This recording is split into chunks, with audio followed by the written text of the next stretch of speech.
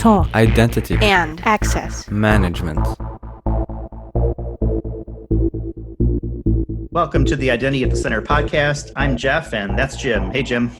Hey, Jeff. How's it going? It's good. It's Friday, and Friday that's always a good thing. before Mother's Day, and it's looking like there's going to be crazy weather throughout the U.S. Yeah, I think there's a snowstorm hitting the Northeast. I think we'll be okay here in Chicago, but it's been kind of rainy the last few days. Okay. Yeah, I mean, what's the Southeast look like? It's unseasonably cool. Yeah. Usually this is the time of year where it starts getting, I'm sure you'd be uncomfortable. Normally you'd be uncomfortable. Right now, I think you'd enjoy it. It's like every day is high in the low 70s or upper 60s, sunny, low humidity. And I mean, this is great living weather. Yeah, the high heat and humidity is something that really is my kryptonite, and I think you know that.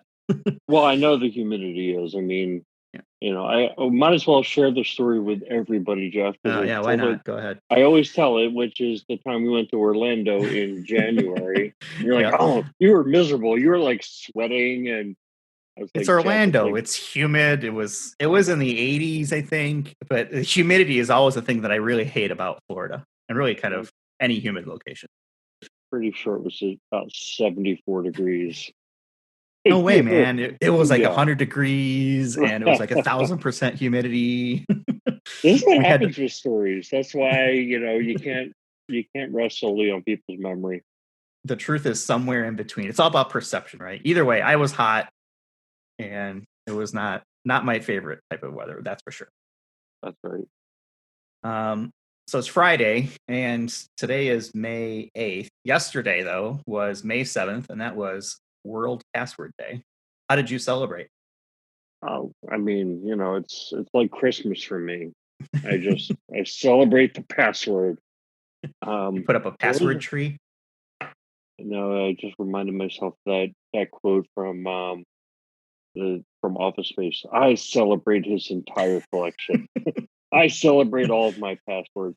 No, I mean, I think that I'm just going to sound so original here, but passwords are crap. They really should have been eliminated long ago, because now the internet is such an integral part of our everyday life, and they're so ingrained in how we authenticate over the internet.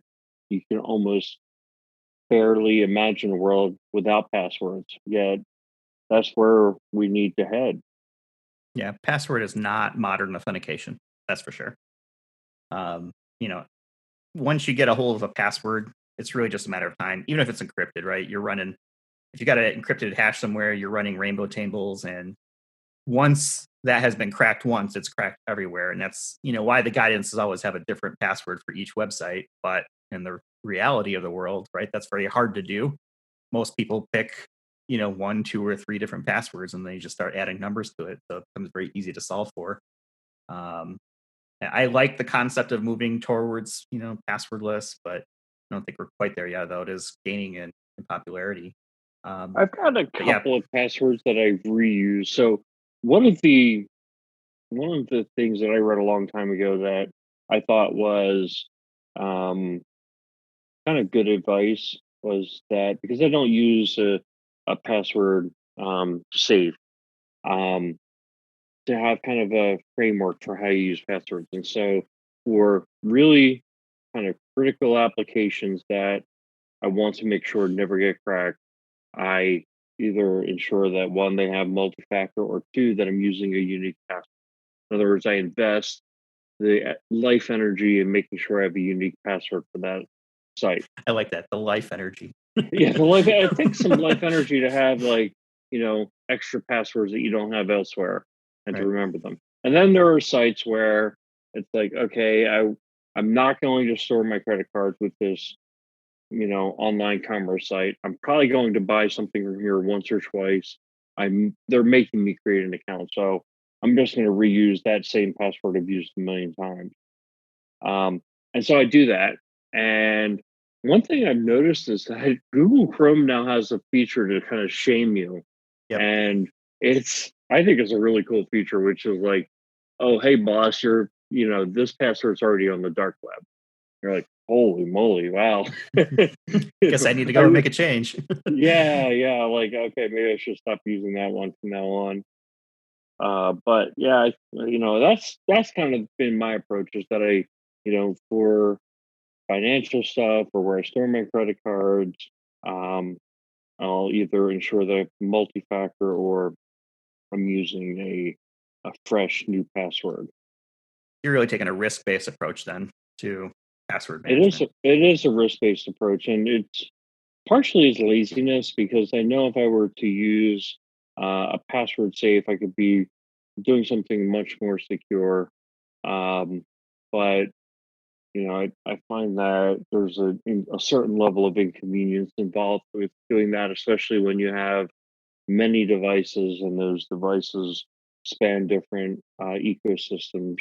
You've got Hmm. like, some Apple stuff and you've got some Microsoft stuff and some Google stuff, and you want to just be able to log into something.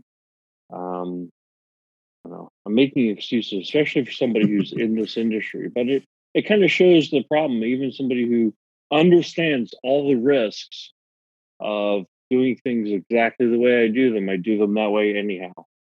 You accepted the risk. So I fall on the other side of it. I use a password manager.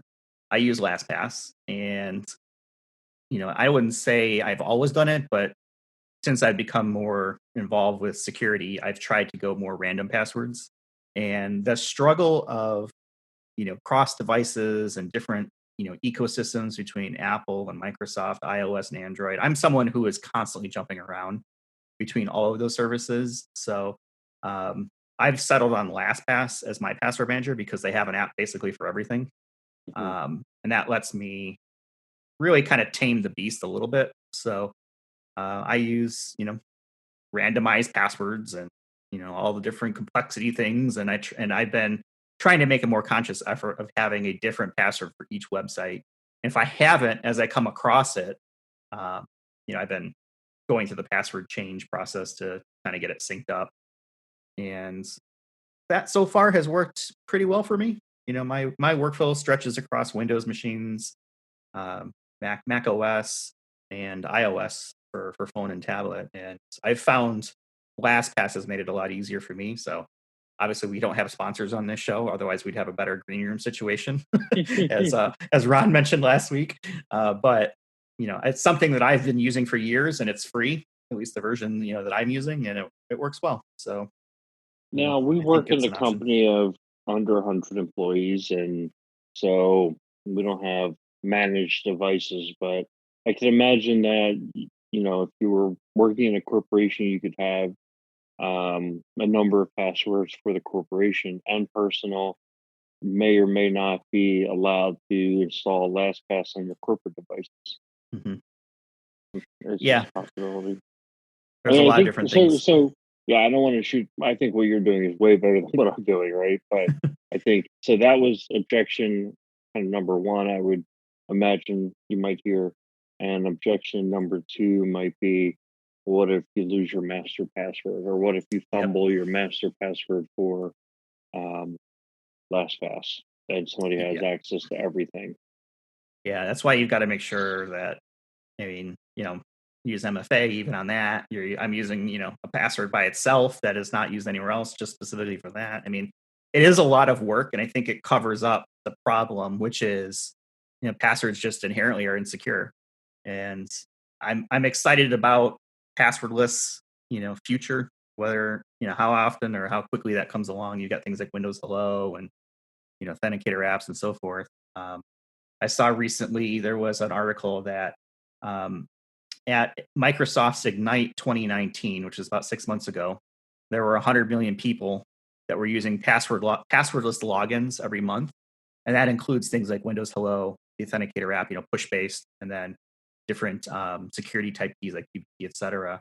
And they've saying as of a couple days ago that it's grown by 50% already. So now 150 million people are using passwordless, which I think is great.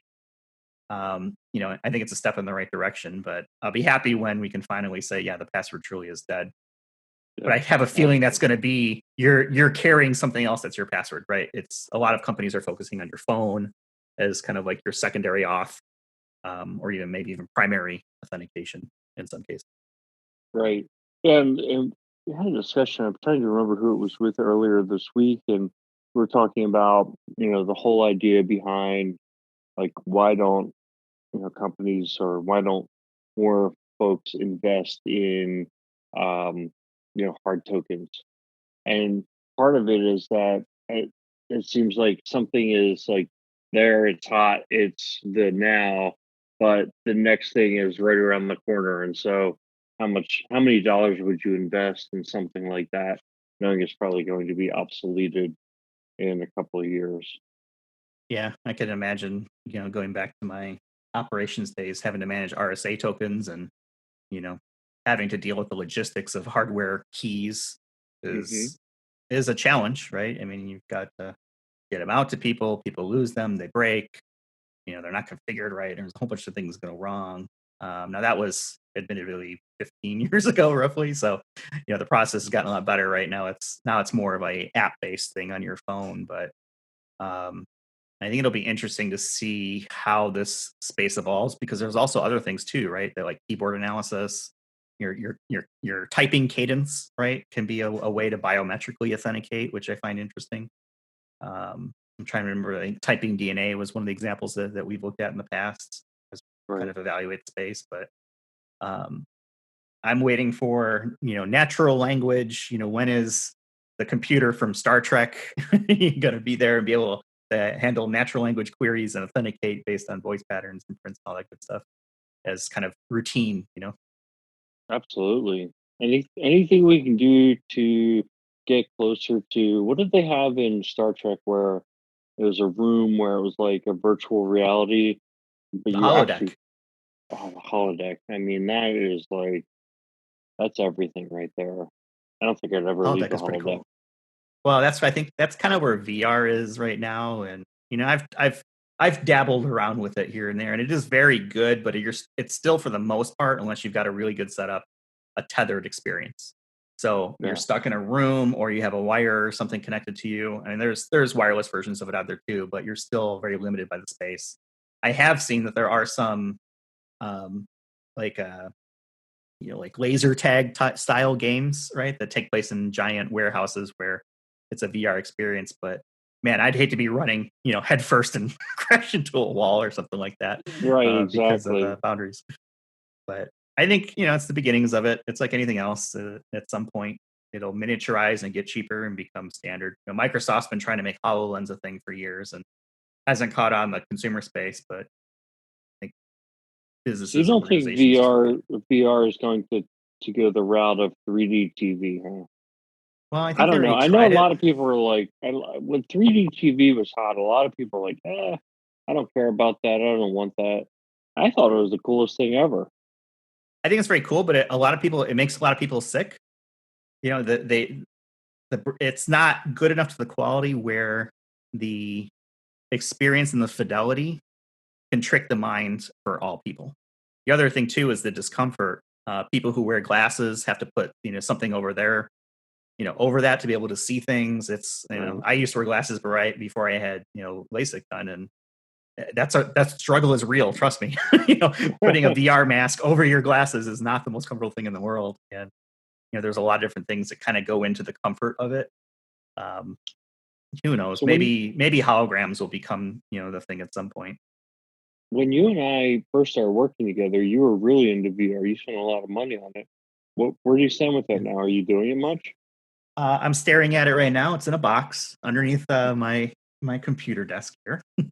um, it's kind of a hassle for me to kind of pull out and put together. The technology definitely works though, but it is like I mentioned, kind of a tethered experience, and I really haven't been using it. It's probably time for me to say goodbye to it. But for those wondering, I have the HTC Vive. There's Oculus, which is owned by Facebook now. They have another product out there as well that's pretty good. But yeah, I find myself not using it, and it's not for anything other than I guess general laziness. Let's put it that way. I got you. Well, Yeah, that's what I mean. It has to be worth the time investment for you. Otherwise, you're not going to do it. yeah. I mean, there's there's a lot to set up for that one. I think the newer versions are a lot better, where you don't have to put these base station ups, and you don't have wires kind of over the place. I think Oculus has gotten that part right. The experience is a lot better, and who knows, from a virtual workspace perspective, that might be a, a method to look at. Maybe your mask, your VR mask, will become your device, right? Right. Or yeah. Or, so with the VR mask, did they have any kind of facial recognition, or did it take a DNA sample, or did it do anything cool to authenticate you, or was it like you had to type in a password?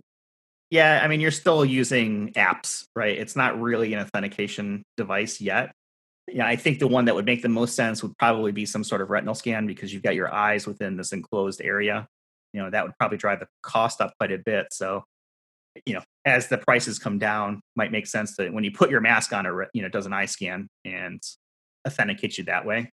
It'd be tough to do facial recognition because a mask is covering half your face, at least at this point, based on current technology. So I think it's the same problem that a lot of people are having wearing masks out right now because of COVID. Face ID doesn't work because Right. you got a mask covering up, and Apple has recognized that as a problem. And supposedly in the next iOS point update that they're releasing, they'll have a solution for that, which I'll find interesting to see how they're going to keep the security, but also make it still user friendly. So I think that's something to kind of keep an eye on. Pun Yeah. intended. So yeah. Right. So to keep this on the password day conversation, Mhm. I think the thing with multi-factor, here's the way I look at multi-factor is, yes, usually one of those factors is a password, which is going to be weak. But then the second factor is usually either something out of band or some biometric. Mhm. And while we know a lot of the out of band um, methods can be cracked, I'd say for many, many use cases, this is still strong enough. In other words, it creates enough of a hurdle that going ahead and cracking it is, too much effort for what you're stealing. Now, I think if you are, protecting national secrets, or, potentially even like financial data, SMS text as a second factor is not strong enough. However, if you're protecting, your ability to upload pictures to Facebook or something, it probably is. The problem with Facebook, Facebook came to mind, and I thought of how Facebook has become an identity provider, connects people into so many different things, that Mhm. it kind of concerns me that, you know, getting access to somebody's Facebook isn't about just deleting their pictures or putting up you know, a, a, a stupid post. It's what can you then branch off to do when you have hijacked someone's Facebook account. So probably not the best example, but if you thought of something else that's more trivial, having a second factor is an SMS text or an authenticator app. Think with authenticator apps, like for me and you, and probably most people listening to this, we don't think of authenticator apps as something that foreign. But I keep the person I use in my world, who is a non-computer person, is my dad. I Mhm. just imagine trying to explain to him how to set up Google Authenticator. Yep. I think I get a panic attack even thinking about trying to have that conversation with him. Yeah, there is definitely a hurdle to gain entry, to be able to do that easily. And I always pick on Apple as a good example of how they've kind of commonized MFA, for example. iOS specifically has MFA built into the OS itself. It's very easy to use, and they've kind of people are used to, okay, I'm going to get a code somewhere, right? It's on my phone or whatever it is, whether it's SMS or a pop up on the device. And Android does something similar as well, and other devices as well, but or other OSs, I should say. But yeah, trying to explain here, I want you to load the Okta app, right, and then register the Okta app with systems. It's easy for you and I because we get it. But yeah, I can see how people struggle with that. I've been trying to get my wife to use LastPass, for years, because she's constantly having her log into different machines. What's my Microsoft password? Well, I don't know. It's your password. And then she's sitting there kind of thinking about it, like, well, why don't you use a password manager? and She's like, she's well, not why up did I for just use the same password for everything? it. Right. So she knows that much. I think as far as, me educating her, she knows that that's bad. And, when she spots something that's weird at her company, she'll tell me about it. I'm like, oh, you wouldn't believe this. So I've kind of turned her into a little bit of a password or identity kind of, you know, evangelist, but Right. it's not easy, right? To Well, get it out there in speaking of front of people. spotting things that are weird at companies, and you know, obviously, I think the thing that I see every day, everybody sees every day, are all these phishing attempts that come through, and Mhm. the quality varies. Some you still get the random one where it's like, um, a prince in Nigeria needs you to send your bank account information, or I want to send you money, or just some scam that's like, oh my god, delete. Right. The IRS Um, is wants to refund your money and you need to pay them back in Apple gift cards or Google Play gift cards. Yeah, those are obviously legitimate because the IRS accepts gift cards as payment. Yeah, of course. I mean, why wouldn't they take Apple gift cards? It's Mhm. hey, at some point they might be worth more than U.S. currency, but that's another that's another conversation. But some of them are ones, especially when they're persistent. Like, this is the final warning. Your Apple ID is about to be disabled. And you're like, I got like 7 of these now. Maybe, and then you think, no, Yeah, and I but think you do open them, and by the way, when you open an email, a lot of times it's an HTML email. They'll have a tracking bit, is what you usually call it. In other words, it's like some image yeah, that one has a pixel. unique 1 pixel, or it could be an image. It's like it's a unique URL that says, this particular email was opened by this particular user. Now they know they have somebody on the other end who potentially is at least gullible enough to open their email, and now they've got someone they're going to keep sending those spam emails to. Yeah, Some of because they them know that they are saw someone read it. they're very real looking, right? I mean, but you just have to be diligent to follow certain rules, not click on links that are in those emails. I mean, if you get something from PayPal, go directly to your PayPal app or go directly to PayPal.com. Don't trust the link in the email.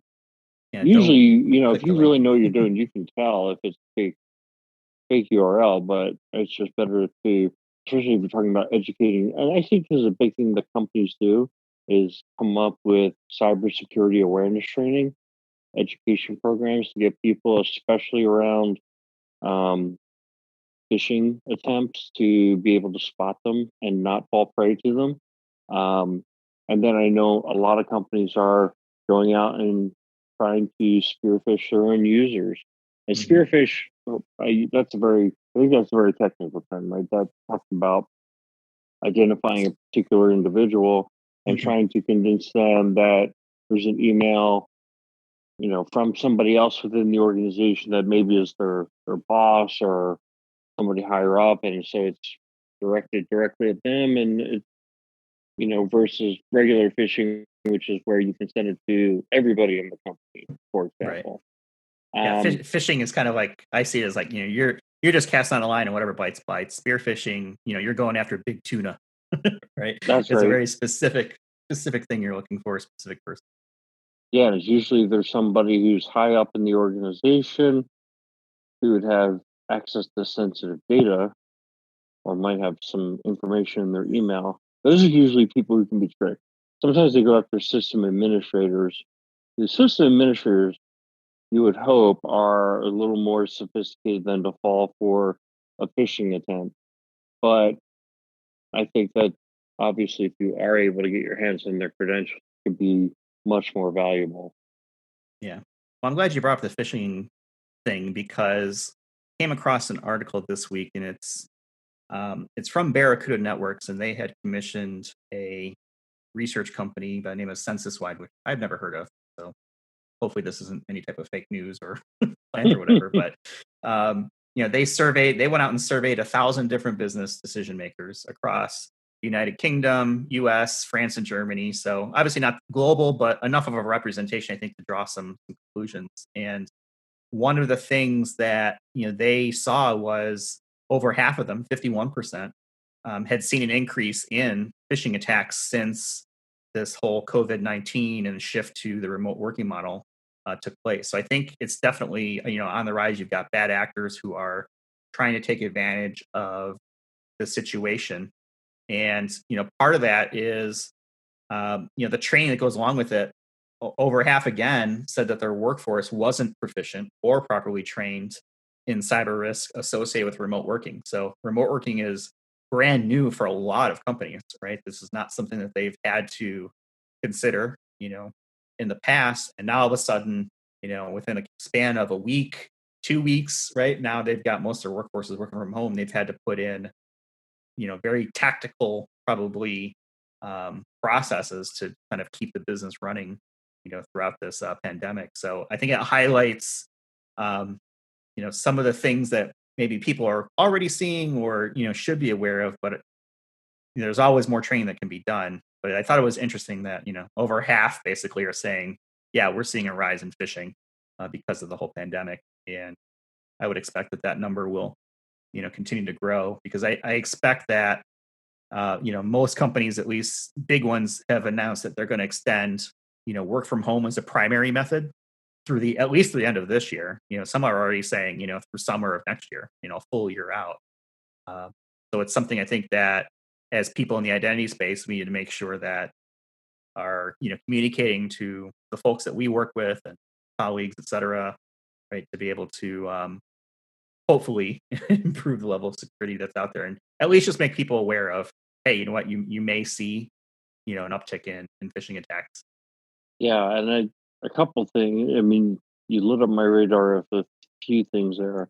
And I'm going to pick on the non-security thing first. So it's the increase and at least semi-permanence of work from home.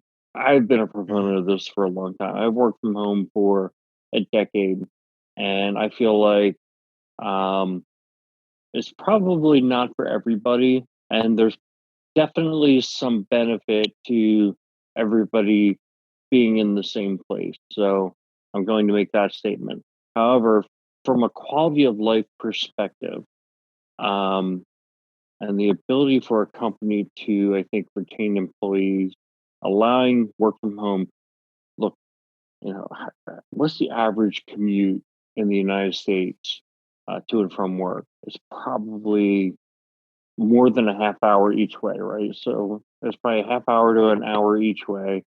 People are spending an hour to 2 hours a day, 5 to 10 hours a week of their life sitting in their car, burning fossil fuels, spending money on parking, um, wear and tear on their car, and it's just a reduced quality of life, I think, Mhm. versus the ability to work from home. Now, every job, I understand all the caveats. I'm not going to go through them all, but to me, it could be a positive development to come out of this. Is that I think a lot of companies were afraid to even try it, and maybe companies out there, maybe some um, situations are finding this is very suboptimal. But I bet you there are some organizations that are saying, like, hey, we could actually do this. We just save money on commercial real estate and improve the lives of our employees by, allowing work from home either more or all the time. Yeah, I feel like there's a lot of people who have been told over the years that job that they can't do remotely can absolutely be done remotely. Right? Yeah, I mean, the technology is there now. It is, not something that's, new or cutting edge, and you're waiting for other people to figure out all the bugs and wrinkles for it. It's like anything else that's out there. It's infrastructure, is it's configured correctly, and you're following good hygiene on security and identity management, then I feel like the most people could probably do some, if not all, of their work from home. And I'm a big fan of it. I've worked for companies in the past that did not have work from home and have slowly, at least when I was there, kind of come to an agreement. Okay, you can work from home one Friday a month, right? And then it became okay every Friday, right? Or something along those lines. And this has really thrust, I think, that decision making back to the forefront to say, look, what are we doing here? I think life is a lot easier when you can work from home, but it is definitely not for everybody, like you mentioned. I think there is some discipline that needs to be there because you may have deadlines or there's work that needs to get done, within a certain amount of time, and you may have distractions at home, or there's too many other things that might be competing for time, especially right now with kids at home from school. Right, I can see that being uh, an issue when you're trying to manage children in the house as well as work responsibilities. So I think fortunately a lot Yeah, of companies are recognizing that and kind of working around it. Um, but there is definitely things to consider just from that side. But I am a huge proponent of being able to work from home when it makes sense for all the reasons you listed. I think that the biggest thing that I'm seeing since the pandemic started is that people who maybe even were work from home folks traditionally now have their kids home, either because schools have been canceled or daycares closed, and where they might be able to rely on even other family members watching their kids, or however they had childcare. Those things have Hmm. dried up, and so now you've got 4-year-old and 5-year-old kids hanging on their parents while they're trying to work.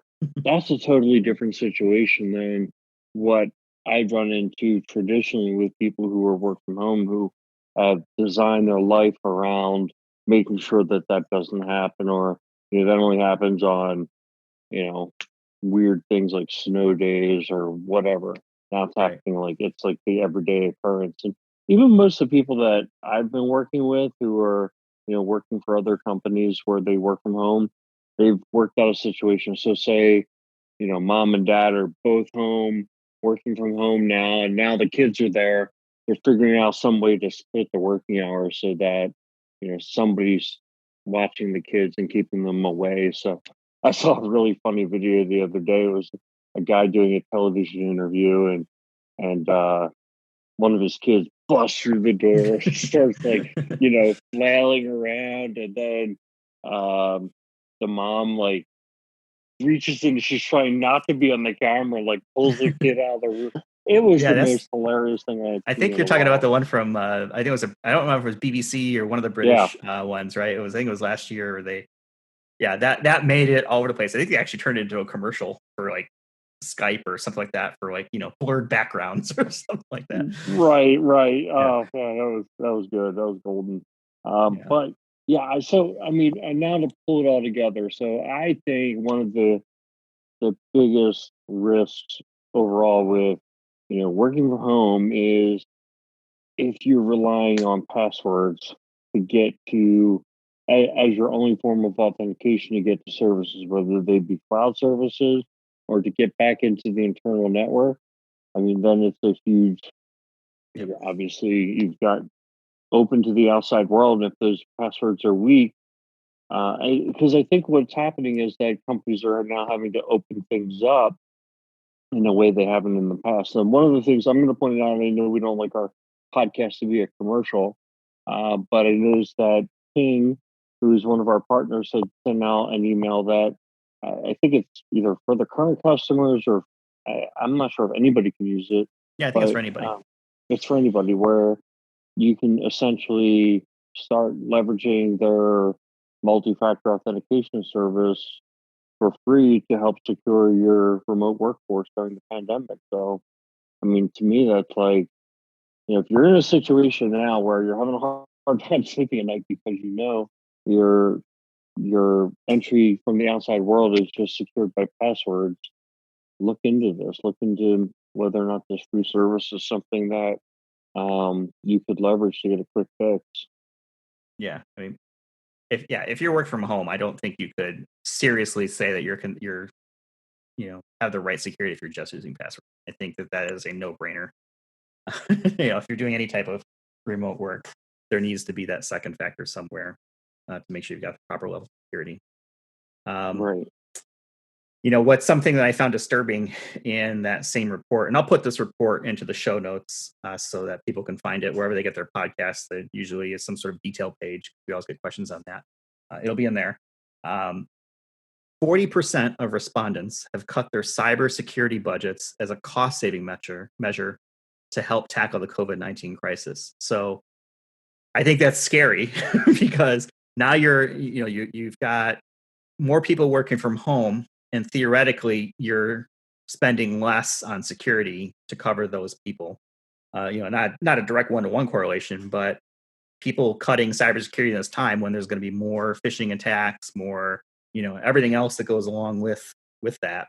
I think it's just a terrible combination. And the other thing I think that was really interesting was half of them would consider ask would half of the companies would consider making workforce reductions if it meant company data protection could be properly funded. So they're cutting funding, but the way that they see clawing back that funding is by doing reductions in an already terrible job market because of all the shutdowns that are happening. So Right. I think it's a really interesting and unfortunate approach to it. I think this is a time when security should not be on the table for cuts, especially if you are doing the work from home type stuff that has become so prevalent. Well, I think, yeah, I mean, like if you're in the airline industry, how can you not uncover, turn over every stone looking for places to cut? Yeah, Um,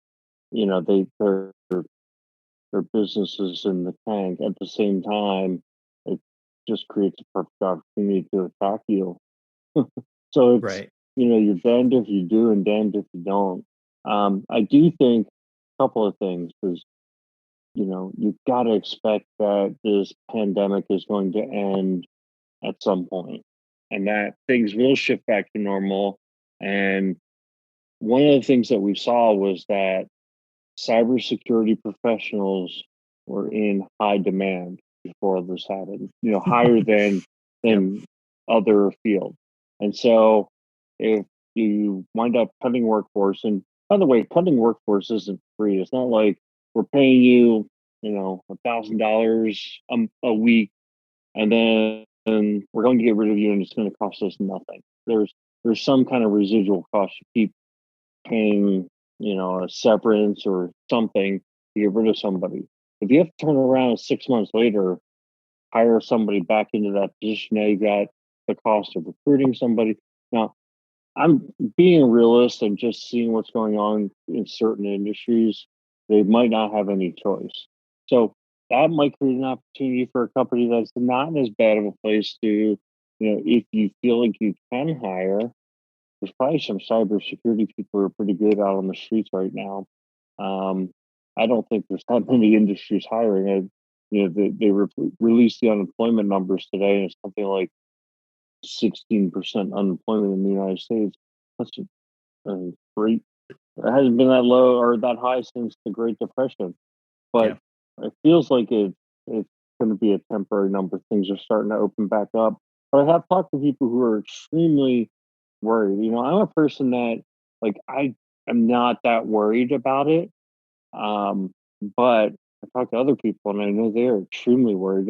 I'm already going back to the gym, and I know other people are just think I'm absolutely nuts going back to the gym. And people who live in my own town who are like, I would never go to the gym.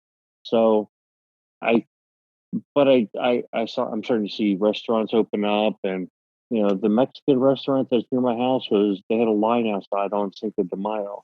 Like I Hmm. think people are ready to get back to things, or a lot of people are ready to get back to things. So I feel like a lot of people. I think the next wave will be, let's get a month or 2 months under our belt and see if the pandemic spikes again. And if it doesn't, then maybe it's safe to go out again. I kind of feel like there's different levels of caution that people are following depending on kind of their risk tolerance. Yeah, I think everybody's making risk-based decisions, and I'm happy staying at home, letting all the guinea pigs out, figure it out. um, I'm you definitely know, one of your guinea pigs. yeah, definitely. Um, but yeah, I think going back to the point of talent, I think there will definitely be talent available, but I think security has always been a hot market for positions and for people looking to get into the space, and I don't see that dropping anytime soon, because I think if anything, right, this current situation highlights the need for good security, especially as these companies get hit, whether it's phishing or ransomware, or even just taking in now a flood of uh, e-com customers that weren't there before because you were a traditional brick and mortar restaurant, right, or some other type of business. I see a lot of companies that have now gotten into the consumer IAM game and have no idea what they're doing, right, and are figuring out as they go. So I think the identity space specifically within security is very strong position right now, and I don't see that going down anytime soon. Right. So your advice for somebody who's just getting into this industry would be continue to do so. Continue to do so. Get some experience. Watch YouTube videos. Check out ID Pro, which is an organization specifically for identity professionals that, at least that I'm a member of. They have a good body of knowledge that's designed for people to get into and start to learn things. It's not just for newbies. It's for people who maybe focus on one specific area but want to brush up on another area. Maybe you're great on the identity governance, but you need to bone up on authentication or authorization, right? I think there's kind of something out there, but it's like any other job. You've got to keep your skills relevant and current and be able to adapt to the changes that are part of the natural ebb and flow of business. And as long as you do that, I feel like you'll have done everything within your power to make yourself marketable and hireable and relevant to an organization. Absolutely. And listen to the Identity Center podcast Well, of every course. single I mean, week. that's a no-brainer, Jim. I mean, we should obviously be the number one source for all identity information. All right. Well, I think that's probably a good spot to leave it for this week. Anything else you want to bring up, Jim, before we wrap up? No, I think just yeah. Shout out to all the mothers out there who you Yep. Happy know Mother's Day. we all have one, and most mothers do a freaking amazing job. So shout out to all the mothers, especially the identity and access management mothers. If Right on. that's such Happy a Mother's thing. Day. Everyone stay healthy. And I think with that, we'll leave it. And we'll talk to you all in the next one.